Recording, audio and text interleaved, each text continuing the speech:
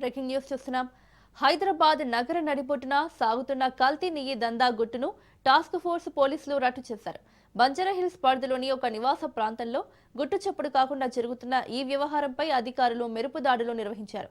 ఈ దాడుల్లో పోలీసులు సుమారు 460 కిలోల కల్తీ నెయ్యిని స్వాధీనం చేసుకున్నారు. దీని మార్కెట్ విలువ సుమారు 18.26 లక్షల వరకు ఉంటుందని అధికారులు అంచనా వేశారు. ప్రముఖ బ్రాండ్ల పేరుతో ఉన్న నకిలీ ప్యాకెట్లు, సీళ్లు, ప్యాకేజింగ్ యంత్రాలను పోలీసులు సీజ్ చేశారు. వినియోగదారులను మోసం చేసేలా ఈ ప్యాకేజింగ్ చేస్తున్నట్లు గుర్తించారు. తక్కువ ధరకు వచ్చే నూనెలు, రసాయనాలు కలిపి ఈ నెయ్యిని తయారు చేస్తున్నట్లు ప్రాథమిక దర్యాప్తులో తేలింది. స్వాధీనం చేసుకున్న నెయ్యి నమూనాలను ల్యాబ్ పరీక్షల కోసం పంపిన అధికారులు నిందితులపై కేసులు నమోదు చేసి దర్యాప్తు ముమ్మరం చేశారు.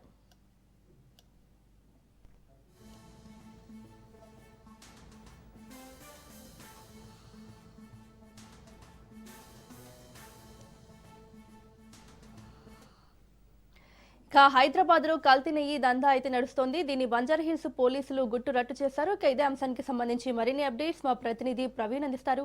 ప్రవీణ్,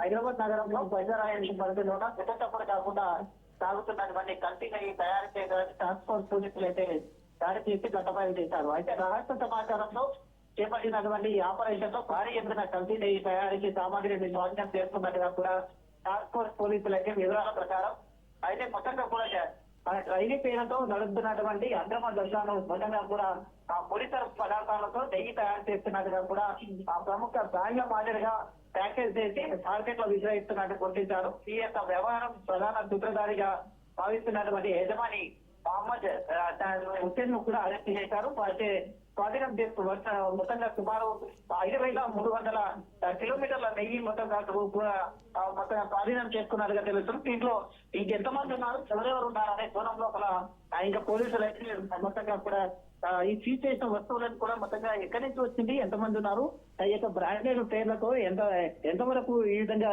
విక్రయించారు అనే కోణం లోపల ఇంకా దర్యాప్తు కూడా చేస్తున్నట్టుగా కూడా తెలుస్తుంది. Right Praveen, thank you.